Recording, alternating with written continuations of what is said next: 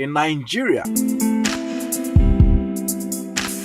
the education sector is facing numerous challenges that have a diverse effect on the economy and the well-being of various stakeholders. One of the significant challenges is the struggling to maintain and promote quality education in the country.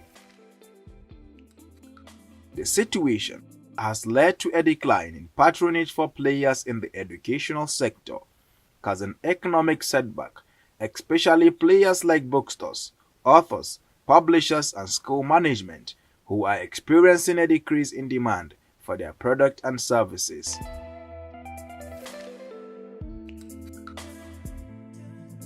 Namse Peter, an advocate, teacher, author, and a publisher, has personally witnessed challenges faced by local authors in marketing their published books.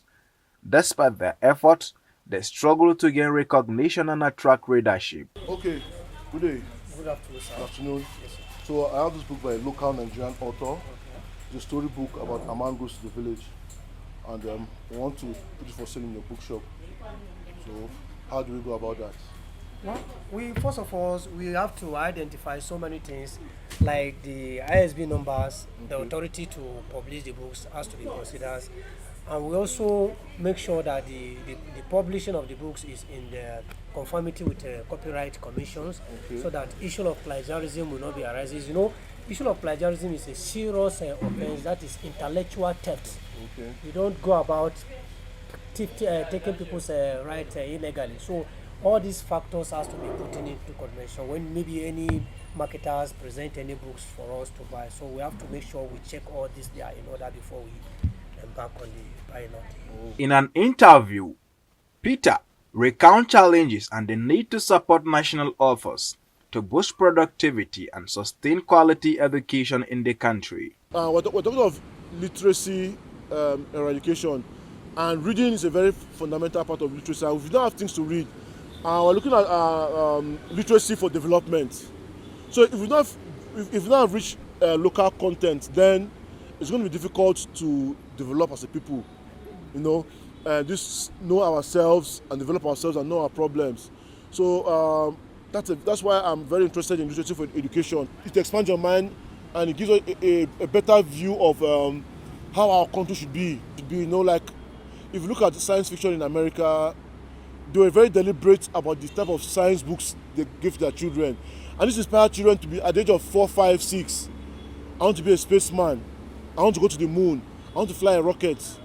You know, I think we need our children to have this kind of dreams. If you make children imagine things, if you work on their imagination, then the world is a limit. While lamenting the low patronage of books in the country, Peter urges citizens to patronize books produced by national authors as he pleads for government intervention to reduce the cost of production. To produce a book in Nigeria is usually more expensive than producing it abroad. So foreign books that are of lesser quality are cheaper than high quality books produced locally.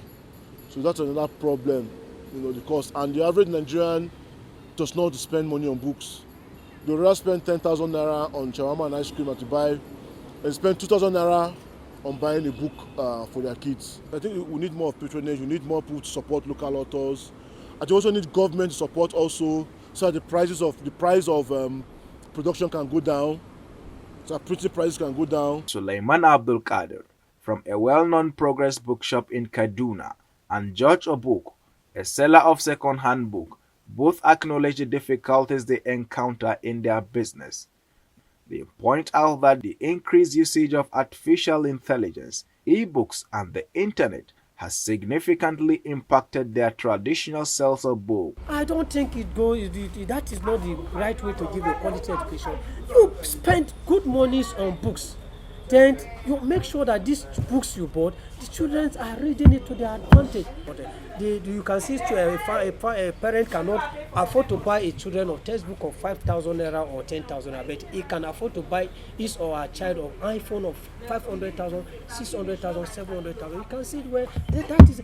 Instead of them to even after buying them this gadget, instead of them to monitor them what they are using it for, is it for educational purposes to advance their knowledge? No. They left them with the phone, maybe doing things that they are not supposed to do, enter different net to see what is happening, and then after saying this thing, they want to put this into practice. We have to advise both parents and teachers to encourage students to buy books, because knowledge is power. Without knowledge, you cannot do anything in this world again.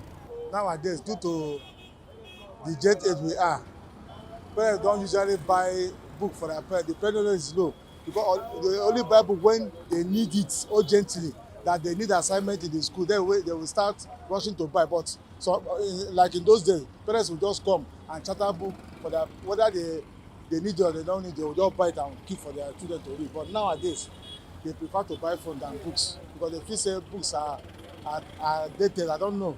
It's bulky, but they can browse anything through phone. But the low of parents nowadays is low. Additionally, Peter emphasizes that the news of immoral books in Nigeria is misleading and not reflective of the overall literary landscape. Sometimes you just go to the internet and see a story, just see a book, and you become alarmist. And the funny thing, most of the people that raise those alarms have never been to a Nigerian bookshop before, have never bought a book before for their children. They've never bought a book for their children before. They don't just go alarm saying that these books and that book, but they've never bought a book, Because if you've actually been to a bookshop, if you've actually been buying books, if you go to a bookshop, you see that there are many good books in the bookshop. And all those books that they've been putting about, talking about homosexuality, LGBT, child abuse, and all those things, those books are not available anywhere in the Nigerian bookshops. There are many online, and they are the ones that allow their children to go to the internet and download those things. There are many available online, and they're the ones that provide their children with these textbooks. Meanwhile, these people don't even promote our local books. Abubakar Ismail Kankara, Daily Episode.